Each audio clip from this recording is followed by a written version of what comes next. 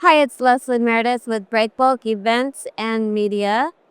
We're here in Rotterdam, and I'd like to introduce Ruth Campbell from Mission to Seafarers. Welcome, Ruth. Thank you very much. It's lovely to be here, and it's great. What an atmosphere. It's been fantastic. It's pretty exciting today, isn't it? It's great. We've had a little mooch round all the different stands and, had some cake, picked up some little breezies. So, and then I've just come off the main stage, having done a panel, which was really fascinating and really great to be able to talk about the plight of seafarers, which very often get forgotten in the world of shipping a little bit. So Yes, they certainly do. Let's just back up a little bit. It was an interesting panel in that it dealt with areas of conflict, Yeah. right? And doing projects in those areas. So how do seafarers play into that equation? it's a really hard life for a seafarer, and life is quite up and down and unpredictable just because of the very nature of what they do. So what we were talking about on the panel is that, sometimes some ships navigate through the Red Sea, and the impact that would have on the crew on board. If you're being forced because you're on a contract to go somewhere you don't really want to go, it can cause them great distress, anxiety and isolation. We've seen a real increase in people getting in touch with us to ask for information about, their legal rights, whether or not they have to navigate through the Red Sea. So we are just there just to offer support in any way we can, practical or emotional support. And then we were also talking about those ships that navigate and go past Africa to go the longer way around. The alternatives, And, the effect that has on them. So they're on board for longer. So they don't, and usually when they come into port, because they're delayed, the turnaround is even shorter. So part of what I was talking about is that we try and remember to build in things like shore leave. And we try to remember the seafarer, because it can be very hard when, schedules are involved and money's involved, just to forget these army of people, the silent army of people that kind of navigate for these ships around the world. absolutely. And are women involved as seafarers? Yes, they are. So the female seafarers, make up 1% of the seafaring nation. And, sometimes I can see 2 or 3 a month, sometimes I can see 6 a month. But there's nothing more lovely than when I go up a gangway, because the majority of chaplains are also men, that when I go up a gangway and I can hear a female's voice somewhere on the ship, and she hears a female voice, and she might have gone 2 or 3 months without seeing another female. And we just have this involuntary thing of running towards each other, screaming and just having a hug. Because it doesn't matter where you are in the world, that's what they want. And it's great to be able to see them. And, we make sure that they're doing okay when we see them, make sure that they're being treated correctly, because, of course, sexual harassment, bullying, is increased for a female seafarer. So we check in on them, make sure they're doing okay.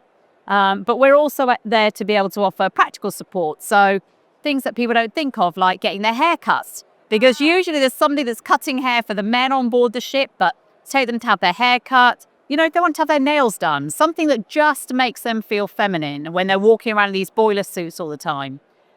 So for me, it's spending a bit of time with them, taking them shopping, and just being their friend for that maybe 24 hours that they're in port. So, yeah, very important for us to be there to be able to support them. Equally, we support the men on board. But when a female seafarer comes in, there's that extra little spark that it raises to me. Special treatment are the women. There is. I can even take them out for lunch. So, it is just lovely. And just for them, they have a real, they've got a real fight on their hands working in such a male-dominated world. Trying to prove themselves, Exactly. in that kind of world. And you hear this time and time again that they really struggle to be recognized for who they are. They're just as qualified as the men. So it can be very tricky, but it's great for them to be able to spend time sharing with me. What they say about a problem shared.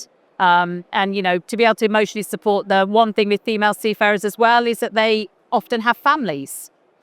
sometimes very young children that they leave from a couple of months old with family members to go off to sea. So being able to support them, being able to offer Wi-Fi so they can make that phone call home. 3 months ago, I was on board a ship and a female seafarer looked very down, and I asked her if she was okay. And she said that that day was her child's 6th birthday party. So I went and got a Wi-Fi router that we have, mobile ones, took it back on the ship and was able to sit with her as she watched her child's 6th birthday party.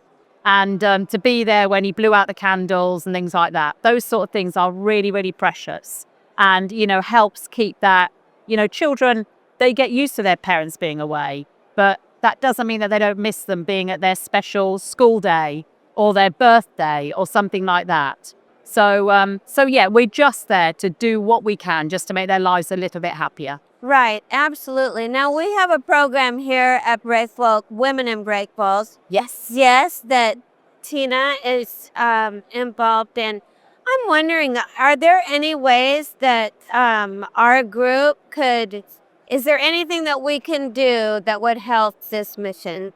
Or help female seafarers? Are there volunteer opportunities, donation opportunities, if women wanted to do that? All of the above. So absolutely. So I wish I could have more female ship visitors and volunteers because women interact differently with women than they do with men. So I wish I could have more volunteers that come and help us. Of course, everything we need. We're a charity. We always need money. Everything that we do, we have to raise through grants. And then just practical things like girls love. The one thing I get asked for all the time is chocolate. Because, of course, on board, the meals on board are fantastic, but they're pretty basic. So even just to be able to have, chocolate, Cadbury's chocolate is one thing we get asked for all the time. So really practical things, right up to, obviously, like I've talked about, the emotional support. So having other women that can go on board as well and just go and speak to them and spend a bit of time with them. Well, wonderful. Maybe we can put a little something together and get that out to our women. That would be great. Thank you very much. Great to speak with you. Thank you.